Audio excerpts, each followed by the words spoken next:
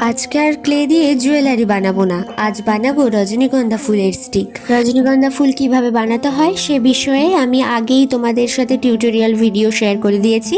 তোমাদের মধ্যে এমন কেউ যদি থাকে যে আমার বানানো রজনীগন্ধা ফুল দেখে তোমরা ফার্স্ট ফুল বানিয়েছো, তাহলে কিন্তু আমার সাথে অবশ্যই শেয়ার করো। আমিও দেখতে চাই যে তোমরাও কেমন বানালে, তোমরাও শেখো। দেখো, আমি যখন ফুলটা ফার্স্ট বানালাম তার আগ দিয়ে আমি ভাবছিলাম যে আদৌ কি আমি পারবো।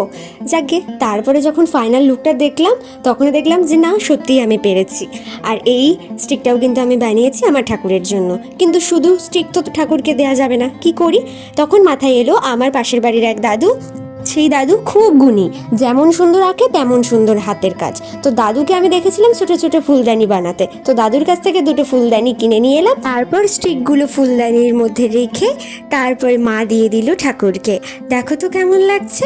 আর তোমরাও যদি এরকম স্টিক ফুলদানি সহ অর্ডার করতে চাও তাহলে অবশ্যই অর্ডার করে ফেলো। আর আমি তো এই স্টিকটা বানিয়েছি ছোট্টর মধ্যে, তোমরা চাইলে বড়ও কাস্টমাইজ করিয়ে নিতে পারো। ভিডিওটা ভালো লাগলে অবশ্যই শেয়ার করে দিও। এরপর কি ভিডিও দেখতে চাও সেটাও জানিও।